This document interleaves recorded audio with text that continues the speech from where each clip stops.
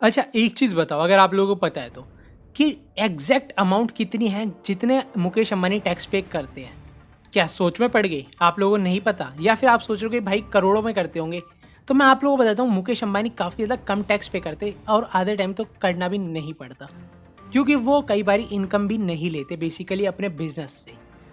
तो वो किस तरीके से अपना घर खर्च चलाते हैं। उनका इतना बड़ा घर, आलीशान घर एंटीलिया, जो कि वर्ल्ड का सबसे महँगा घर में से भी एक है। तो उसका घर खर्च भी सँभालना होता है, उसकी मेंटेनेंस भी होती होगी, साथ में उन्होंने स्टाफ भी रखा है। तो वो किस तरीके से ये सारी चीज़ें मैनेज करते हैं, आप लोग भी इसमें पड़ गए ना चक्कर में।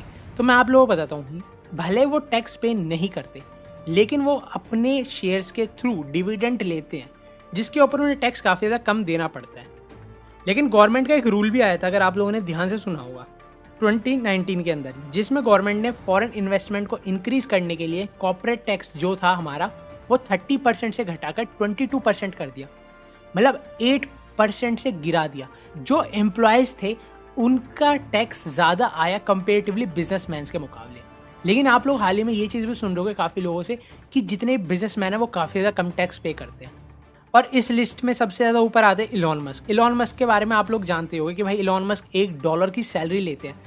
तो वो कैसे करते हैं? वो भी सेम चीज़ का इस्तेमाल करते हैं जिस तरीके से मुकेश अंबानी इस्तेमाल करते हैं। और खाली इलॉन मस्क और मुकेश अंबानी लोते नहीं है, यहाँ पे जेफ बेजोस का भी नाम आता है, साथ में और भी कई सारे लोग हैं। मार्क जकरबर्ग हो गया, आप जो इन्वेस्टमेंट के गुरु माने जाते हैं, वॉरेन बफेट, वो तक इस चीज़ का इस्तेमाल करते हैं। वो खुद ये चीज़ मानते हैं कि जो उनकी सेक्रेटरी टैक्स पे करती है वो उससे भी काफ़ी ज़्यादा टैक्स कम पे करते हैं। तो अब आप लोग बताओ, आप लोगों को क्या लगता है?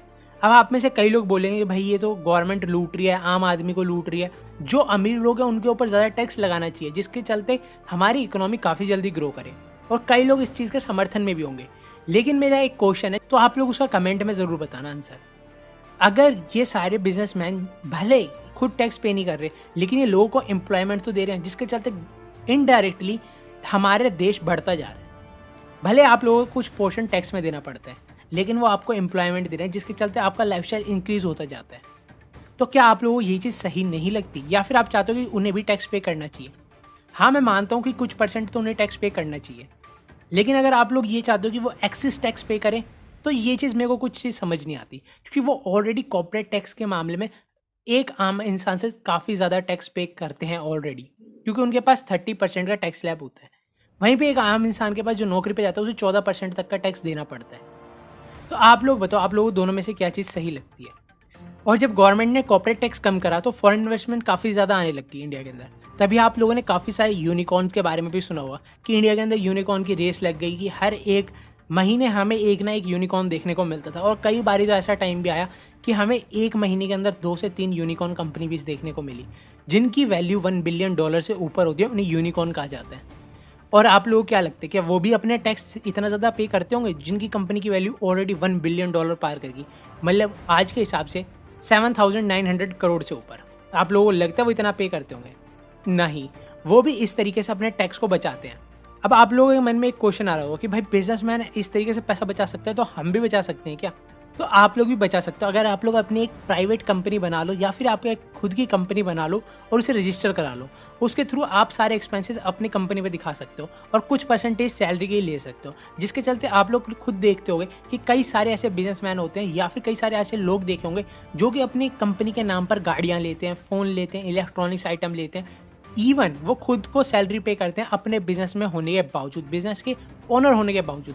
इसका रीज़न भी यही निकल के आता है कि वो अपनी इनकम को काफ़ी ज़्यादा कम रखना चाहते हैं, कि जिसके चलते उन्हें टैक्स कम पे करना पड़े और उनका लग्जूरियस लाइफस्टाइल मेंटेन हो सके बिजनेस के एक्सपेंसेस के थ्रू।